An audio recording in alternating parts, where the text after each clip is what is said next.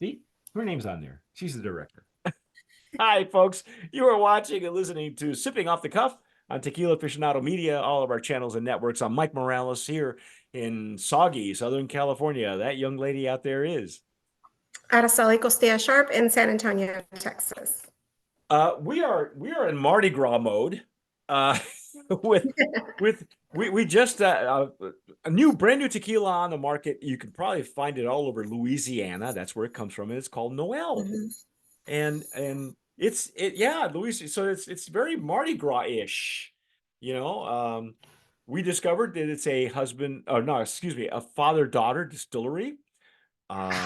Yes, father-daughter owned. Yeah. And I guess they have their own distillery in Louisiana, but they're producing different spirits. Yeah. So they probably do a lot of bourbon, maybe some whiskey. I haven't checked out their distillery that deeply, just because I know nothing about bourbon and whiskey except for what they do to a tequila, But anyway, we just broke the cellophane off the top here. We're going to taste it. We love the Blanco, and for this particular distillery, legally, of course, you can't make tequila in the U.S. You have to make it in Mexico, and so this is probably under the supervision of the brand owners. And I gotta say, that Blanco, I was impressed. The Blanco was good. I liked it. Yeah, it wasn't what I expected, what I normally get from this distillery. But anyway, I'm gonna pour mine in a Estazo Jarrito that I normally use for mezcal, but I'm gonna try it for my reposado here. Now the repo looks a little bit darker. No, it's actually dark. It's dark in the bottle and it's dark in the glass. And I think Araceli's going to pour her. This is her cocktail hour. Oh, and the Glencairn. Oh no, it is Glencairn, isn't it? Yeah, it is. Why does it look different on your camera? I don't know. Oh wow, I like it. It's a little clearer. It's not. I mean, it has color, but it's not as dark as. Well, yeah. I mean, I'm looking at it, and it's probably. I don't know. I've seen some añejos as dark, but no. Yeah, there was when I poured it, there were some lingering bubbles, which I was like. Again, the Blanco was really good. In fact, Araceli was correct. It did remind us a little bit of Siempre when it first started, like when it first launched out of this distillery, where they're no longer there. It was a fine Blanco. It was really good and was very sippable. So I'm getting decent legs and tears. Yeah. And the color is not bad. This is like I would say, what, a pale gold? Yeah, almost like a honey. Oh, okay. Yeah, I'll buy that. Exactly. Like a honey. It doesn't say how long the aging was, but. Yeah, I'm gonna take a peek at the POS. They sent us stickers. They sent us hats. Love their hat.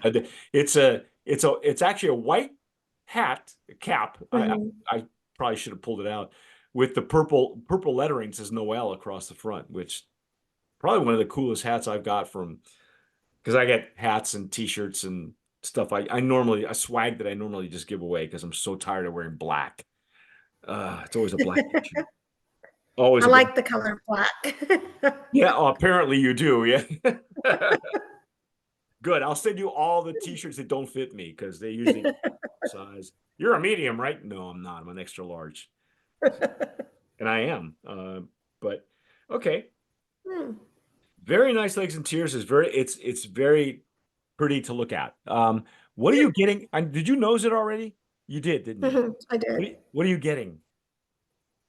A little sweetness. Oh yeah, there it is. There it is, folks. More of that baked agave in this one than in the first. Okay. All right. Yeah. That's the familiar stamp that I know and despise. Just so sweet. I'm sorry. I can't. I'm going to start refusing. I'm going to start asking, wait a minute, are you getting this out of such and such distillery? Okay, we're going to refuse it. Just send us the Blanco. Don't send anything else. Yeah, it's just a little sweet. I mean, No, it's a lot sweet, honey. It's coming. It's coming up loud and clear. yeah, yeah, Yeah, and you know the alcohol that we a little bit of alcohol we got in the Blanco is almost not there. it's not there. No, it's not there at all. And I'm using there's a reason why I use this glass for this particular distillery's aged spirits. I'm Mm, so bummed. I mean, because the reason being is that the I probably have had more tequilas. I was telling Araceli off camera, I have had more tequilas coming from this distillery than even La Cofradia. And La Cofradia is a big maquiladora that makes a mhm. lot of brands, a lot of award-winning brands, but they're all, many of them have been different. I mean, they do different things. They invented triple distillation. There were tequilas once that would come out with quadruple distillation, quintuple distillation, and you could Oh, wow. tell. I mean, yeah, it was crazy. And you wouldn't lose the agave flavor even after 5 distillations, even though people say, well, there's no such thing, but there is. They invented it. But anyway, um, Yeah. this is okay. Well, you know what? Let's just dive in. Let's take one for the team. Here it goes. All right. Oh, yeah. Yeah, it's okay, Araceli. Next time I'm going to send you one of these. Yeah. This is actually an ice bucket, but this is my spit bucket. Um, oh boy. All right, Wow. you give me your impressions, I'll give you mine, and you can just tell by the look on our faces that, you know. But you That is first. super sweet. Yeah. Super sweet. I was hoping for a little more spice in it, to offset it, but it was very, very sweet. You know, if you like sweet, it says notes of buttery caramel, definitely. Oak, I don't get that, Yeah, but for traditionally, and we work Alex and I, we have our we're gonna roll this out pretty soon, but we have a Tequila Aficionado barrel pick that was we were allowed to do for Western Reserve Distillers, which is in Ohio, mhm. and they're known for their bourbon. They are an organic distillery. Okay, so if you haven't seen that review, go check it out on our YouTube channel. Western Reserve, I can't recommend them highly enough. They're an American blue agave spirit, and it's very interesting the way they make it. But normally they rest the juice in their own barrels. They ship their barrels to Jalisco, Oh, and that's how they're doing it, right? You know who else does that is Cutwater. They're a distillery in San Diego. Cutwater has some fabulous. They make their Blanco elsewhere. They don't make it at mhm. 1838, and then they rest it because they're known for their whiskeys and their bourbons. They rest it in their Yeah. own barrels, so it has their stamp on it, and they have a repo and a añejo that they came out with, which is really good, just strong. And then they have RTDs that are amazing, but they're using their Blanco tequila. And I'm surprised that these folks are not resting the repo in their barrels. And if they are, why are they letting them do what they're doing to their repo? Yeah, it does say on here that it's aged in Jack Daniel barrels, Well, if it is, but I I wish don't I get could taste the Jack Daniels because I don't get that. yeah, no. Wow.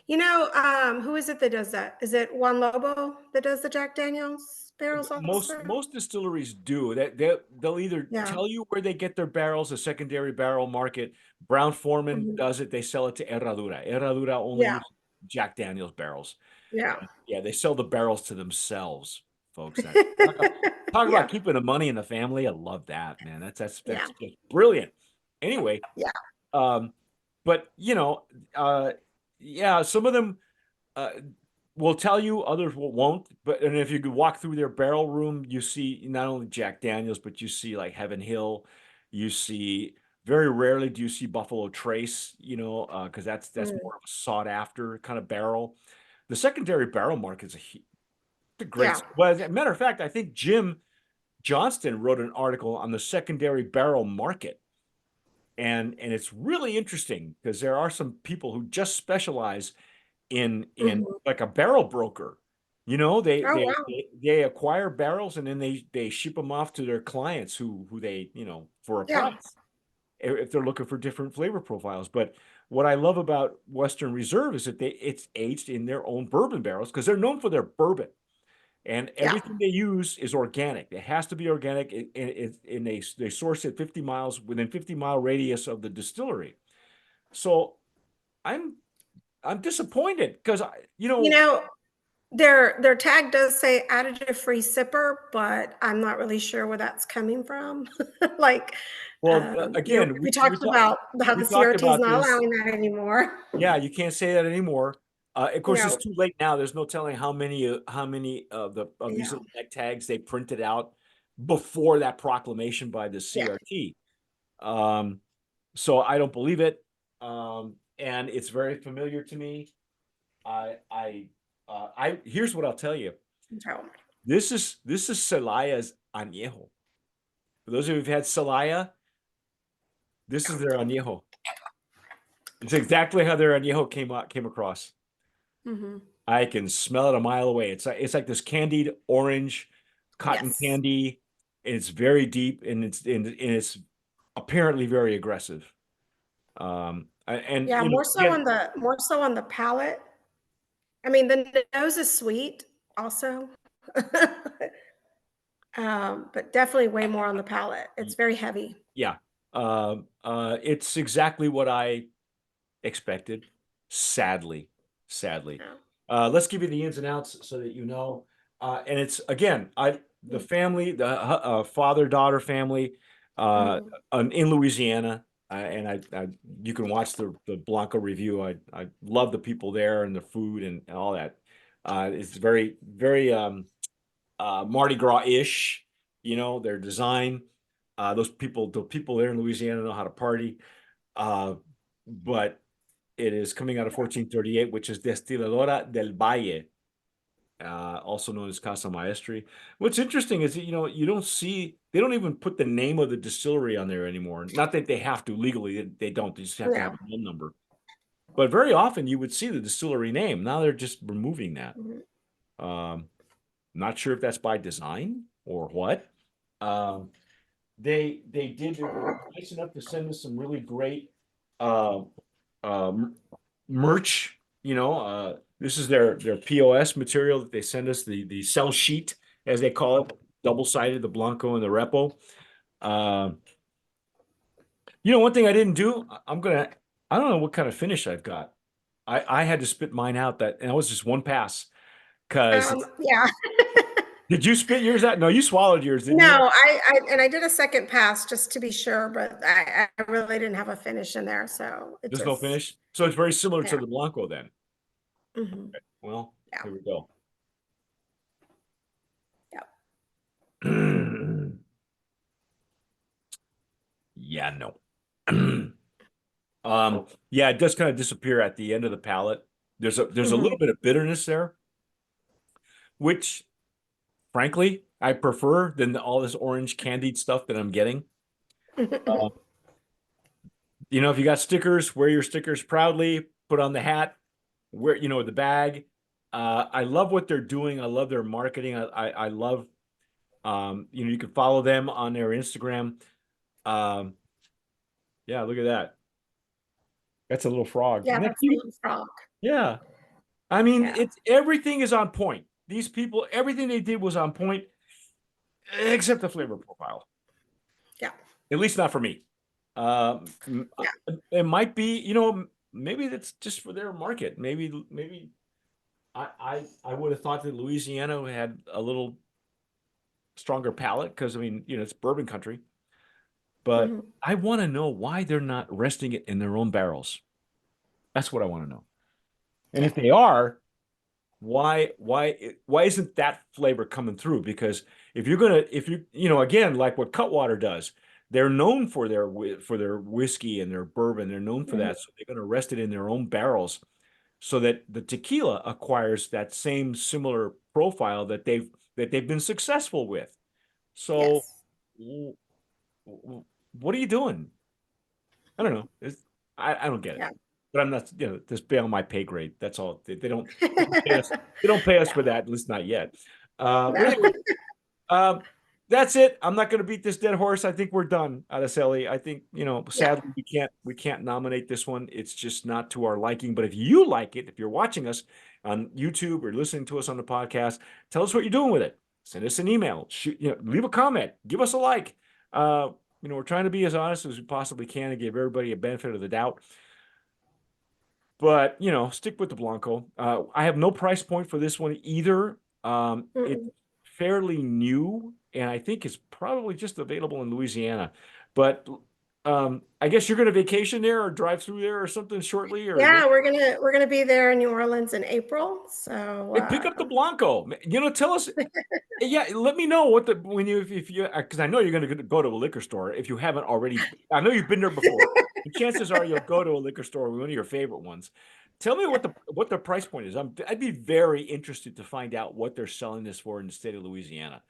yeah. Because off camera, I can tell you that the other ones that we were talking about earlier, this añejo, it's going for $100 with another brand. No, no, I'm just. And again, pricing is up to a lot of times the distributor is it's up to the Mhm. owner, how much he's put into it, how much ROI he needs back.